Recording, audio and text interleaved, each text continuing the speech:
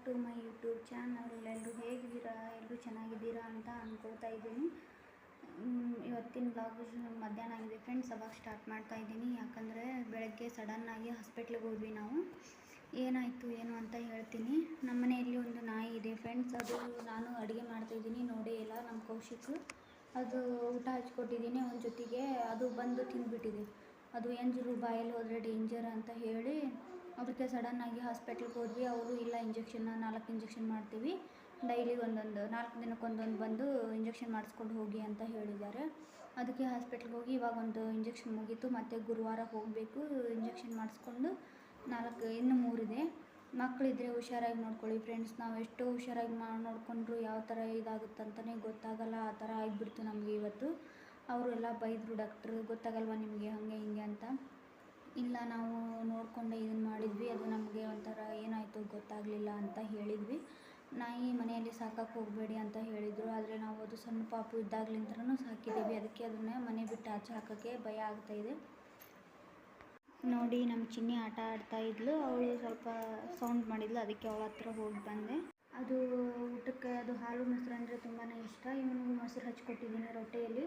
ಅದಕ್ಕೆ ಅದ್ರ ಜೊತೆಗೆ ಅವನು ತಿಂದುಬಿಟ್ಟಿದ್ದಾನೆ. ಅದಕ್ಕೆ ನಮಗೆ ಭಯ ಆಗಿ ಹಾಸ್ಪಿಟ್ಲಿಗೆ ಹೋಗತ್ಲೆ ಇಂಜೆಕ್ಷನ್ ಮಾಡಿದ್ದಾರೆ. ಇವಾಗ ಇನ್ನೂ 3 ಇಂಜೆಕ್ಷನ್ ಇದೆ, ಮಾಡಿಸ್ಬೇಕು.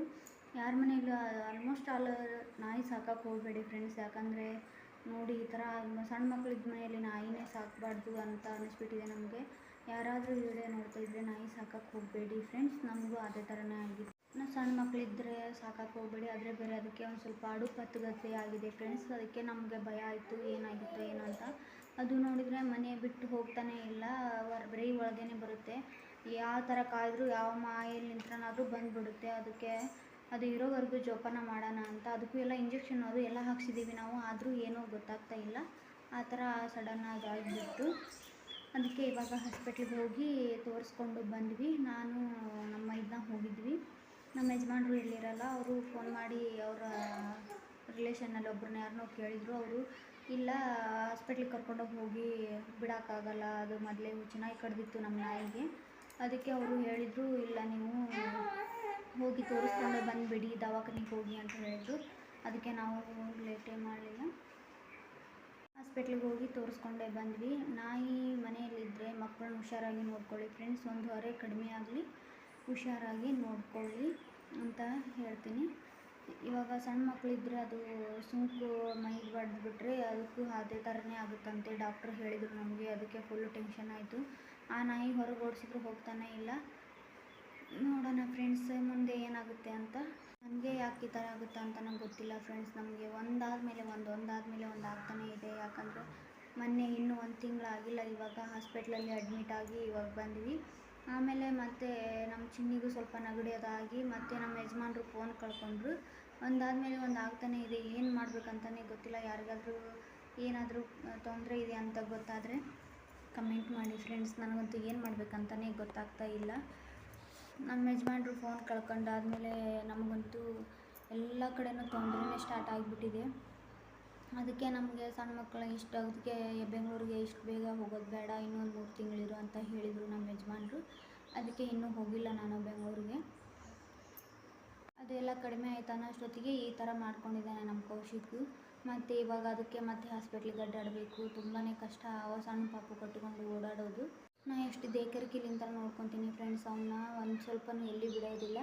ಸ್ವಲ್ಪ ನಾನು ರೊಟ್ಟೆ ಮಾಡ್ತಾಯಿದ್ದೀನಿ, ಆವಾಗ ಇವನು ಈ ಥರ ಮಾಡ್ಕೊಂಡ್ಬಿಟ್ಟಿದ್ದಾನೆ. ಯಾವ ಥರ ಕಾಯ್ಬೇಕಂತಲೇ ಅರ್ಥ ಆಗ್ತಾಯಿಲ್ಲ. ನಮ್ಮ ಹಳ್ಳಿ ಕಡೆ ಅಂದರೆ ನಾಯಿ ಸಾಕೋದು ಮಾಮೂಲಿ ಆಗಿಬಿಟ್ಟಿದೆ ಫ್ರೆಂಡ್ಸ್. ಇಲ್ಲಿ ಹಳ್ಳಿ ಕಡೆ ಎಲ್ಲ ಮಾಮೂಲಿ ಆಗಿಬಿಟ್ಟಿದೆ ಫ್ರೆಂಡ್ಸ್. ಅದಕ್ಕೆ ಇಂಜೆಕ್ಷನ್ ಅದೇನೂ ಮಾಡಿಸಲ್ಲ. ಆದರೆ ನಾವು ಚೆನ್ನಾಗಿ ಕಡತ್ಲೆ ಅದಕ್ಕೆ ಇಂಜೆಕ್ಷನ್ ಅದು ಎಲ್ಲ ಮಾಡಿಸಿದ್ವಿ. ಆದರೂ ಹಿಂಗಾಯಿತು ಗೊತ್ತಿಲ್ಲ. ಹಾಗೆ ಬೆಳಗ್ಗೆನೇ ವಿಡಿಯೋ ಮಾಡಿದ್ದೆ ನಾನು, ವಿಡಿಯೋ ಅಪ್ಲೋಡ್ ಮಾಡಬೇಕು ಅಂತ. ಎಲ್ಲ ಅಡುಗೆ ಅದೆಲ್ಲ ಮಾಡಿದ್ದೆ, ಉಪ್ಪಿಟ್ಟು ಅದು ಎಲ್ಲ ಮಾಡಿ ನಮ್ಮ ಅತ್ತೆ ಹಿಟ್ಟಿನ ಪಲ್ಯ ಮಾಡ್ತಾಯಿದ್ರು. ಎಲ್ಲರಿಗೂ ಊಟಕ್ಕೆ ಅದಕ್ಕೆ ನಾಷ್ಟ ಅದನ್ನು ಮಾಡಿಸಿಬಿಟ್ಟು ಎಲ್ಲರನ್ನೂ ಹೊಲಕ್ಕೆ ಕಳಿಸಿ ನಾನು ರೊಟ್ಟಿ ಬುತ್ತಿ ಎಲ್ಲ ಹೊಲಕ್ಕೆ ಕಟ್ಟಿ ಆಮೇಲೆ ನಾನು ರೊಟ್ಟಿ ಮಾಡ್ತಾಯಿದ್ದೀನಿ. ಹಾಗೆ ಈ ಥರ ಆಗಿಬಿಡ್ತು.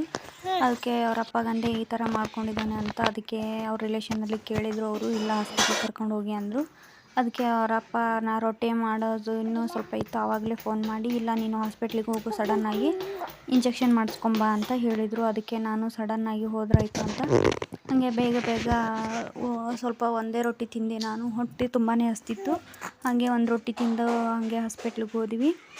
ನಮ್ಮ ಚಿನ್ನಿನೂ ಆಡ್ತಾಯಿದ್ಲು. ಅವಾಗೆ ಬಡ ಬಡ ಸ್ನಾನ ಅದೆಲ್ಲ ಮಾಡಿಕೊಂಡು ರೆಡಿ ಆದ್ವಿ. ತುಂಬಾ ಹುಷಾರಾಗಿ ನೋಡ್ಕೊಳ್ಳಿ ಫ್ರೆಂಡ್ಸ್. ಮಕ್ಕಳಿದ್ರೆ ನಮಗಂತೂ ತುಂಬಾ ಟೆನ್ಷನ್ ಆಗಿಬಿಟ್ಟಿದೆ. ನಮ್ಮ ಚಿನ್ನಿ ನಾ ವಿಡಿಯೋ ಮಾಡ್ತಾ ಇರೋದಕ್ಕೆ ನೋಡಿ ನಗ್ತಾ ಇದ್ದಾಳೆ, ವಾಯ್ಸ್ ಓವರ್ ಕೊಡ್ತಾ ಇರೋಕ್ಕೆ. ನೋಡಿ ಇವಾಗ ರೆಡಿಯಾಗಿ ಹಾಸ್ಪಿಟ್ಲಿಗೆ ಹೋದೆ. ಅವಳು ನೋಡಿ ಸ್ಮೈಲ್ ಮಾಡ್ತಾ ಇದ್ದಾಳೆ, ಏನೂ ತಿಳ್ಕೊಬೇಡಿ.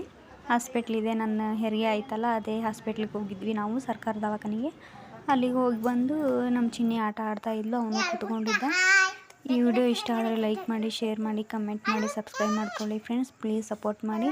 ಮಕ್ಕಳಿದ್ರೆ ತುಂಬಾ ಹುಷಾರಾಗಿ ನೋಡ್ಕೊಳ್ಳಿ. ಇದೊಂದು ನಾನು ಪದೇ ಹೇಳ್ತಾ ಇದ್ದೀನಿ, ಯಾಕಂದರೆ ಮಕ್ಕಳ ಬಗ್ಗೆ ತುಂಬಾ ಅನುಭವ ಆಗಿಬಿಟ್ಟಿದೆ ನಮಗೆ. ಅದಕ್ಕೆ ಹೇಳ್ತಾ ಇದ್ದೀನಿ. ಏನು ಪದೇ ಹೇಳ್ತಾಳೆ ಅಂತ ಅಂದ್ಕೋಬೇಡಿ. ಎಲ್ರಿಗೂ ಬಾಯ್.